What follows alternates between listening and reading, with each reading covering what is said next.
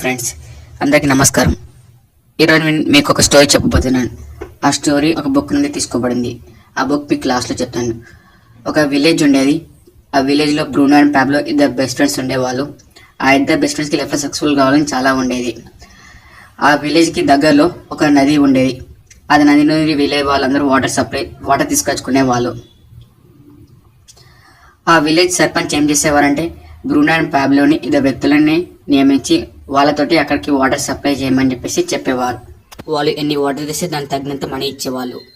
ఇద్దరు కూడా మార్నింగ్ నుండి సాయంత్రం దాకా వాటర్ సప్లై చేసేవాళ్ళు. బకెట్లో వాటర్ సప్లై చేశాక సాయంత్రం వాళ్ళకి ఎంతైతే డబ్బులు వస్తాయో అన్ని తీసుకొని ఇంటికి వెళ్ళేవారు. ఇంటికి సాయంత్రం వెళ్ళాక చేతులకి నొప్పి వచ్చేది. బ్రూనో ఆ వర్క్కి ఆ వచ్చే ఇన్కమ్కి చాలా సాటిస్ఫైడ్.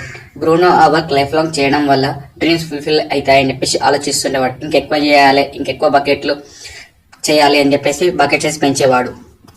బట్ పాబ్లో మాత్రం ఆ వర్క్తో సాటిస్ఫై కాలేదు. మనీ సంపాదించడానికి ఒక ఈజీ వేస్ ఆలోచించాడు. అతనికి ఒక రోజు ఒక ఆలోచన వచ్చింది. నది నుండి విలేజ్ దాకా ఒక పైప్ లైన్ కన్స్ట్రక్ట్ చేద్దామని ఒకవేళ అలా చేస్తే విలేజ్కి ఎక్కువ వాటర్ సప్లై చేయొచ్చు అండ్ ఎక్కువ డబ్బులు కూడా సంపాదించవచ్చు అని ఫుల్ ఎక్సైటెడ్ అయ్యాడు. పాబ్లో వెళ్ళి ఆ ఐడియాని బ్రూనోతో డిస్కస్ చేశాడు. నువ్వు కూడా రా, ఇద్దరం కలిసి చేద్దామంటాడు. బట్ బ్రూనో మాత్రం ఇదంతా టైం వేస్ట్ అని డైరెక్ట్ రిజెక్ట్ చేసేస్తాడు. అతను ఏం చేస్తాడంటే బాగా సంపాదించడానికి బకెట్ సైజ్ పెంచుతాడు అండ్ దాంతో పాటు ఎక్కువ రన్లు కూడా వేస్తుంటాడు. దాని ద్వారా ఎక్కువ ఆదాయం వస్తుందని ఆలోచించాడు. బట్ పాబ్లో మాత్రం అతను ఒక్కడే ఈ పైప్ లైన్ కన్స్ట్రక్ట్ చేద్దామని బట్ పాబ్లో కూడా తెలుసు ఈ పైప్ లైన్ కన్స్ట్రక్ట్ చేయడం చాలా ఈజీ వర్క్ కాదని అతని పాత వర్క్ మాత్రం వదిలేయాలి. ఎప్పట్లానే చేసేవాడు. వీకెండ్స్లో ఫ్రీ టైంలో పైప్ లైన్ కన్స్ట్రక్ట్ చేస్తుండేవాడు. పైప్ లైన్ కోసం కష్టపడేవాడు. 1 month తర్వాత విలేజ్ వాళ్ళు అతన్ని చూసి నవ్వడం స్టార్ట్ చేశారు. ఎందుకంటే ఫస్ట్ మంత్లో ఎక్కువ పని చేయలేదు. Village mates Pablo the pipe line అని కామెంట్స్ వేసేవాళ్ళు. ఇంకో విషయం ఏంటంటే బ్రూనో ఇన్కమ్ డబుల్ అవుతుంటది. ఇల్లు కొంటాడు, లైఫ్ స్టైల్ సెట్ చేసుకుంటాడు. అతను డైలీ వర్క్ చేశాక వచ్చే ఇన్కమ్ ఖర్చు చేసేవాడు. ఇలా గడిపేవాడు.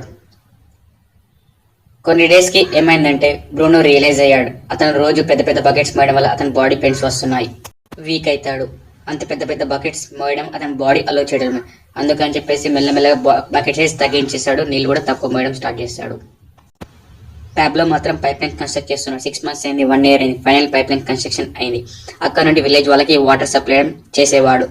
ఫస్ట్ నుండి పాబ్లోకి ఇన్కమ్ బాగా వచ్చేది. సిచ్యువేషన్ ఎలా అయ్యిందంటే పాబ్లో పని చేయకున్నా, పడుకున్నా, పార్టీ చేసుకున్నా, ఏం చేసినా అని అతనికి మనీ వచ్చేవి. అలా పాబ్లో లైఫ్ స్టైల్ని సెట్ చేసుకునేవాడు.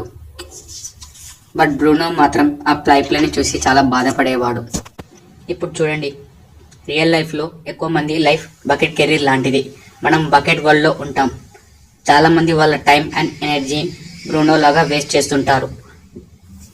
చాలామంది డబ్బులు తక్కువైతే రెండవ పని లేదా ఎక్కువ షిప్లు, ఎక్కువ రౌండ్లు చేసేవాళ్ళు.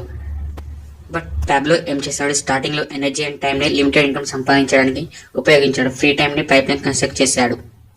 అతన్ని కామెంట్ చేసే వాళ్ళు కూడా ఇప్పుడు అతన్ని అభినందిస్తున్నారు. పాబ్లోకి తెలుసు ఒక ఏజ్ వస్తుంది, ఆ ఏజ్ వచ్చిన ఎనర్జీ లేకుండా అతని దగ్గర టైం అండ్ మనీ ఉంటాయని. ప్రపంచంలో ధనవంతులు వాళ్ళ పైప్ లైన్ కన్స్ట్రక్ట్ చేసుకుంటారు. బట్ పేదవాళ్ళు మాత్రం బకెట్ కెరీర్లోనే ఉంటారు. ఇప్పుడు మీకు అర్థమైంది అనుకుంటా పైప్ లైన్ స్టోరీ. మరి మీ లైఫ్కి పైప్ లైన్ ఏంటి? కన్స్ట్రక్ట్ చేస్తున్నారా? ఐడియా ఉందా? Think for future, work for future.